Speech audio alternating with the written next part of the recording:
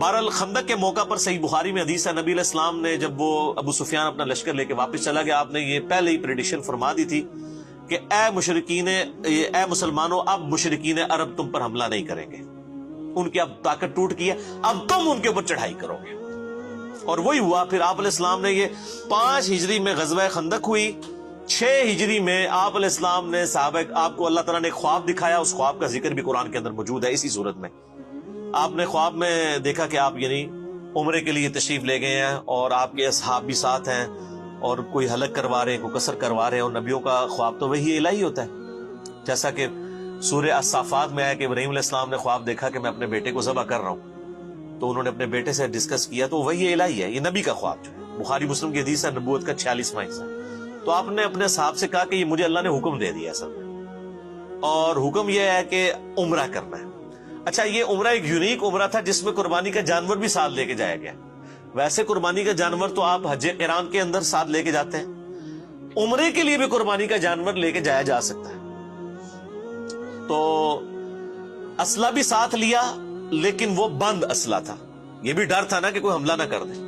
تو بخاری مسلم میں آتا ہے کہ 1400 اصحاب، اور ایک روایت میں آتا ہے 1500، یعنی 1500 کے قریب اصحاب تھے جو آپ صلی اللہ علیہ وآلہ وسلم کے ساتھ عمرے کے لیے تیار ہو گئے جانے کے لیے۔ اب وہاں پہ مشرکین عرب کو یہ اطلاع پہنچ گئی، اب ادھر تو کھلبلی مچ گئی، انہوں نے کہا لو جی ہم پہ حملہ کرنا ہے، آ رہے ہیں، اور یہ عمرے کے بہانے آ رہے ہیں۔ تو انہوں نے خالد ابن ولید کو اور ایک اور شخص کو جو ابھی تک مسلمان نہیں ہوئے تھے بھیجا جاسوسی کرنے کے لیے۔ انہوں نے آ کے جب دیکھا کہ بھئی یہ تو مطلب اس ارادے سے نہیں آئے ہیں، اور کوشش بھی کی کچھ لوگوں کو یعنی چھیڑخانی کرنے کی کہ یہ ہمارے ساتھ لڑائی کرتے ہیں کہ نہیں۔ نبی علیہ السلام نے حکم فرمایا تھا کہ اگر وہ چھیڑخانی کرے بھی جواب نہیں دینا۔ ان کو خیر یقین ہو گیا، انہوں نے جا کے واپس رپورٹ کی کہ یہ تو اس لیے نہیں آ رہے ہیں۔ لیکن ابو سفیان اور باقی لوگوں نے کہا کہ نہیں نہیں، یہ تو اس طرح تو ہم قریش مکے کے سردار ہیں، یہ کس طرح اس طرح آ سکتے ہیں، ہماری ناک کٹ جائے گی، ان کو روکو، نہیں آنے دینا۔ اب بیچ میں کچھ ایسے لوگ بھی شامل ہوئے جنہوں نے سمجھایا کہ بھئی تمہاری پوری دنیا کے اندر بے عزتی ہوگی، حرم تو سب کے لیے ہے، اور تم یہ حرم کی بنیاد کے اوپر ہی ساری یہ روٹی روزی تمہاری چل رہی ہے، باہر کے لوگ آتے ہیں، اور حرم جو ہے یہ ایک انٹرنیشنل سٹی ہے، سب لوگ ادھر آ سکتے ہیں حج عمرے کے لیے، تم کیسے اس کو روک سکتے ہو، تو بدنامی ہوگی۔ بہرحال خیر یہ سارے معاملات چلنا شروع ہوئے۔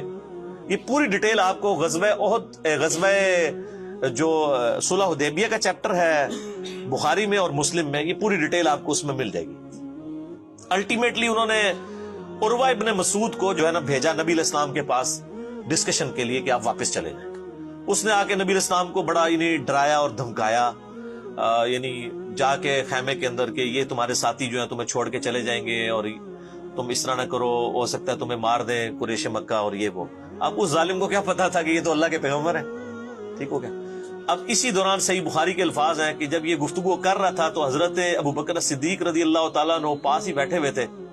آپ کو بڑا سخت غصہ آیا، یعنی ایک شخص حضور کے منہ پہ آ کے یہ دھمکی دے رہا ہے کہ تجھے تیرے ساتھی چھوڑ جائیں گے جو تیرے لیے اتنی قربانیاں کر رہے ہیں، تو نے اپنی جان بچانی ہے تو واپس چلا جا۔ اب اتنی گستاخانہ جملہ کون شخص سن سکتا ہے؟ تو حضرت ابوبکر رضی اللہ تعالیٰ عنہ کو بڑا غصہ آیا، اور آپ نے اس کو وہاں پہ بڑے سخت الفاظ کہے، اور جس کو آج کل ہمارے علماء نے دلیل بنایا ہوا ہے گستاخان رسول کو گالیاں نکالنے کی، حالانکہ وہ اس طرح ہے ہی نہیں تھا۔ وہ تو انہوں نے وہ بات کی جو کرا کرتے تھے، تو چونکہ وہ اپنے بت لات اور منات کی شرمگاہوں کو چاٹتے تھے، یہ ان کی ایک عبادت کا تصور تھا۔ جس طرح ہمارے بھی پنجاب کے اندر ایک ایسا دربار ہے جہاں پہ یعنی لکڑی کے بنا کے شرمگاہیں لٹکائی ہوئی ہیں، اور لوگ وہاں پہ مطلب جاتے ہیں، چڑھاوے بھی چڑھاتے ہیں۔ تو حضرت ابوبکر کو اتنا غصہ ہے کہ تم نبی علیہ السلام سے اس طریقے سے گفتگو کر رہے ہو، تو انہوں نے کہا جاؤ تم لات اور منات کی شرمگاہیں چاٹو، جو تمہارا کام ہے۔ یہ آپ نے گالی نہیں دی تھی، جو وہ کرتے تھے وہی کہا تھا۔ گالی تو ہوتی ماں بہن کی کو گالی نکالتے ہیں، یا جس طریقے سے گالی نکالنے کا انداز ہے، اس کو گالی کہنا غلط ہے۔ جس طرح آج اگر کوئی قبر کی مٹی چاٹتا ہے اور ہم اس کو کوئی قرآن و حدیث سے بات سمجھاتے ہیں اور وہ بات ماننے کے لیے تیار نہیں ہوتا، تو ہم کہیں گے جا تو فلاں قبر دی مٹی جا کے چاٹ، تو یہ کہے گا مجھے گالی دے دی ہے۔ وہ تو چاٹتے ہیں نا سر، تو گالی تو نہ ہوئی، جو کرتے تھے وہ۔ خیر میرا یوٹیوب پہ ایک کلپ بھی ہے، گستاخوں کو گالیاں دینا کیا ثواب کا کام ہے، تو اس میں میں نے ان کے سارے دلائل ذکر کیے ہیں قرآن و حدیث میں جو وہ پیش کرتے ہیں۔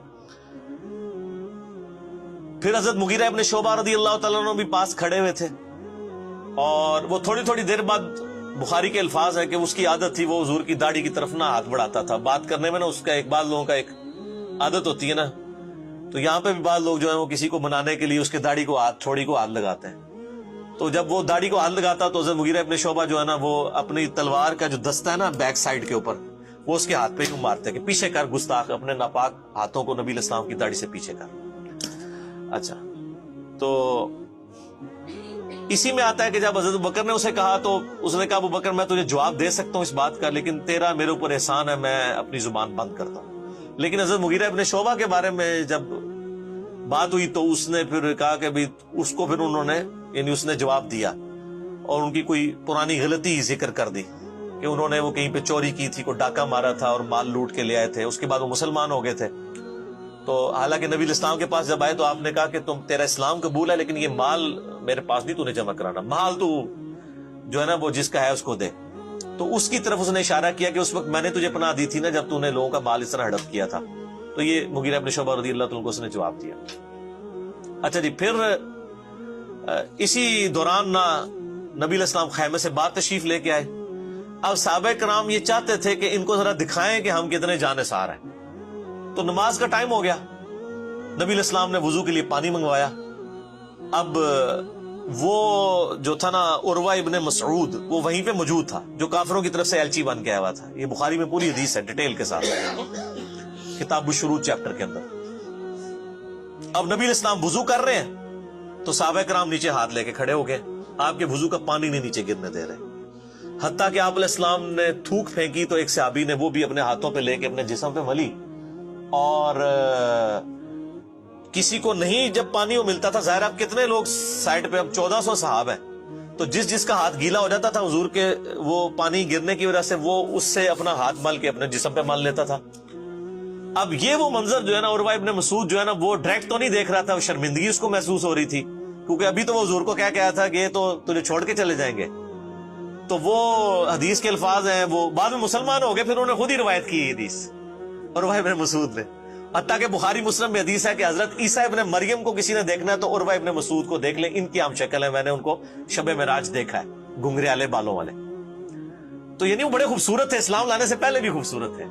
खूबसूरती का ताल्लुक जो है वो इश्क रसूल से या इस्लाम लाने या ना लाने से नहीं होता, वो अल्लाह ताला ने किसी को खूबसूरत बना दिया। तो वो अबू लहब इतना खूबसूरत था, खूबसूरती कोई क्राइटेरिया नहीं किसी के नेक होने, जन्नती होने या दोस्ती होने का। बाद में कोई ये तो नहीं इस्लाम लाने के बाद उनकी शक्ल हजरत ईसा वाली बन गई थी, पहले की थी।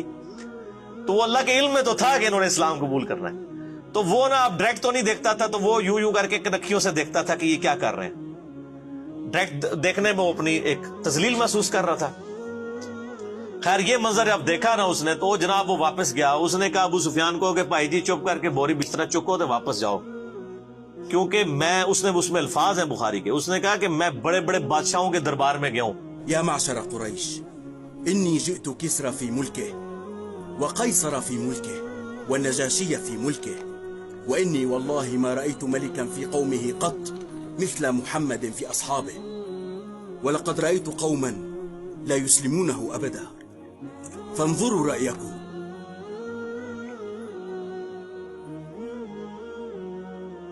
मैं कैसरो किसरा, रोमन एम्पायर के हेड और पर्शियन एम्पायर के हेड के दरबारों में भी गया हूं, मैं नजाशी के दरबार में भी गया हूं। मैंने किसी भी बादशाह की रियाया को ये ताजीम करते हुए नहीं देखा अपने सरदार की, जो मोहम्मद सल्लल्लाहु अलैहि वसल्लम के असहाब करते हैं। फिर उसने आगे बयान किया, उसने कहा अल्लाह की कसम जब वो वुजू करते हैं वो उनका पानी नहीं नीचे गिरने देते, उनका थूक मुबारक नहीं नीचे गिरने देते, और अल्लाह की कसम मैंने देखा कि जब नबी इस्लाम गुफ्तगू करते हैं तो वो इस तरीके से खामोश हो जाते हैं गोया कि उनके सरों पर परिंदे बैठे हुए हैं, और आपकी बस जुबान मुबारक से बात निकलने की देर होती है तो झपट पड़ते हैं वो, और वुजू का पानी लेने के लिए वो इस तरह की दगोदो करते हैं गोया आपस में लड़ पड़ेंगे। तो उन्होंने कहा ये इस बंदे को आप लाइट ना ले तो चुप करके इनके साथ मुआहदा कर ले। अब ये उनके लिए बहुत बड़ी तजलील थी कि मुआहदा कर ले। मुआहदे का तो मतलब ये है कि उन्होंने मुसलमानों को